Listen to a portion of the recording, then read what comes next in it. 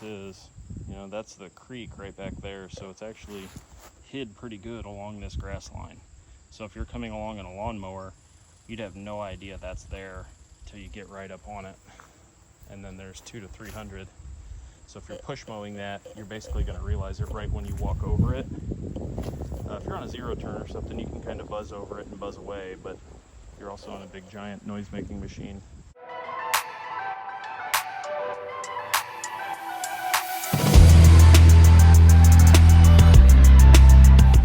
Alright, so we had a customer call the back side of their property, which is very beautiful. They have a creek that runs behind their property, big mature tree line.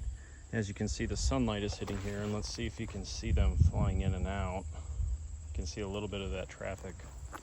But again, yellow jackets, most of the time, these guys are getting found with lawnmowers, and so they had driven over it and they marked it. And so this looks like it could be an old crawdad, possibly a turtle egg hole. It could be a mole, you know, something like that. But as you can see, very, very active, very, very active. I would guess 300 to 400 in this nest. So we'll set up shop here and get it taken care of. I'm going to use a couple products here. So I'm going to use an aerosol, CB80, and then my dust. So I can hear the humming of the nest pretty good. I'm going to use my aerosol because I want some knockdown. I want some very good knockdown power right away. And so we're going to go at them. Yeah, it looks like the nest goes down and then this way is where it goes. So this wouldn't be one you could dig up, I don't think, because it looks like it's about a foot or so down. So again, we're just gonna kill this, eliminate it. And so I'm gonna go ahead and use the aerosol first and then dust. So I'm using this aerosol again to try and get some knockdown right away. And then we'll follow that up with the dust. They're already buzzing around me a bunch. But using that aerosol right away, that's going to give me some knockdown, so I can kind of slow their numbers coming out of the nest at me. And so kind of see if we can get it there. Let it fall over. There's a bunch flying around me right now trying to figure out what's going on. Yeah, so there we used the aerosol, we gassed it right away. And again, that would have gave us a lot of knockdown immediately. And so anything that was inside of that nest, which again, I think this nest is probably 300 to 400 in size, would have knocked down almost immediately. And so now we're gonna follow that up, sort of supplement this with the dust. I always kind of like to leave a little donut ring there. It's easy and visible for people to see. I'll put another like right here, so you can see it from a long ways away. But yeah, that CB80 knocked them down right away, anything that was inside there. So that aerosolized fumigant works very, very good. When you're looking for kind of a quick knockdown. I won't always use it, but it has its time and its place. So you can see that hole right there. That could be a crawdad hole, but that's awfully large. It's almost too big for turtle eggs as well, so it's kind of hard telling.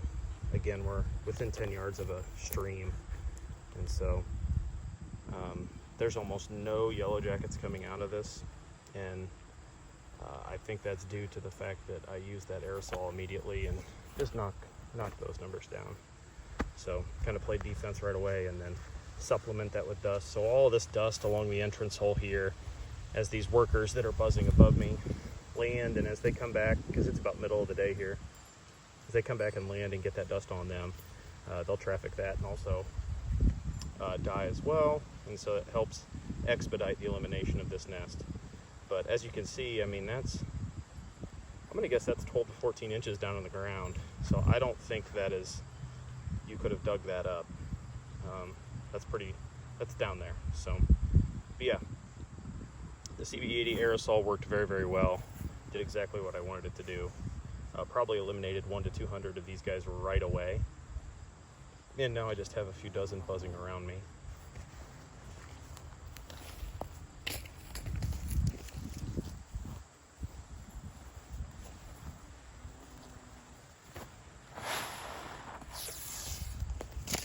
Kind of give it one for good measure there.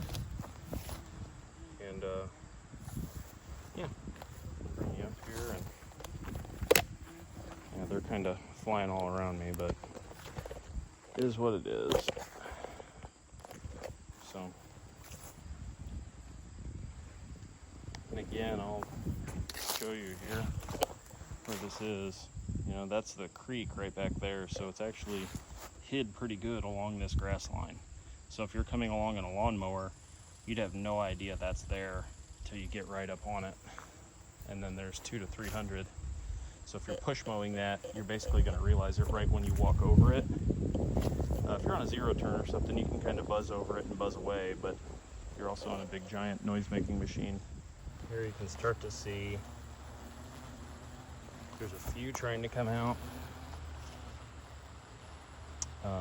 I can hear that nest, that buzzing, but yeah, they're trying to make it out, but between the aerosol and then the dust on top of it, it's just going to be a losing battle for them. So you can see some are trying to come out, but they can't even make it up. So, you know, these nests are always tricky because you want to do them as safely and efficiently as possible, because it is a neighborhood and there are kids around, and so you want to try and kill as many as possible. Yeah, you could sit here with a vacuum and vacuum them for an hour, do it that way, but you can also do it other ways as well. So as you see some of the workers coming back, they're trying to land, they sense that alert pheromone, they know the colony's in trouble, but at the same time they also know that the products are there, and so it's kind of their instinct wants to get back and help, but they also can't, because they know that things are wrong, and so they don't really know what to do. But there you can really see them as they're trying to struggle and get up that exit hole, but they're just not going to be able to make it. So, you know, one of the things about doing this as well, I've had some people make some comments about, oh, that's easy, you know, and you charge, you know, because we charge $125, give or take, for nests, and this, oh, well, that took you 5 minutes, that's easy. Yeah, but I also have the bee suit on, and then I've also literally killed thousands of nests. And so I have the experience as well of, because believe it or not, each nest has a different attitude. They behave differently. You learn different ways to approach them. Some nests, you know, like hornet nests especially, they have an exit spout. And for the most part, you know, their field of vision, their FOV is going to be about 180 degrees. And so sometimes you can literally sneak right up behind a nest if they're facing a certain direction and take them out really without them even noticing you're there. And so, you know, again, 19 years in, couple thousand nests, and I have a bee suit, and I have the proper tools and equipment. And so it looks easy, you know, but training new technicians this year, and it's interesting. It's made me realize again, you know, it isn't just easy for everybody. My wife's gotten good at it, but again, she's been doing this 3-4 years, 5 years. She's been killing stinging insects, and so she's starting to learn and get that confidence as well. And so I might make it look easy, but again, you know, that's a lot of experience, thousands of nests, and the proper equipment. So thank you so much for watching. I really appreciate everybody. If you could please remember to like and subscribe. I'm going to continue making videos. I'm very passionate about pest control. I enjoy answering questions as well. So please remember to drop some comments, and I will keep the videos coming. Thank you.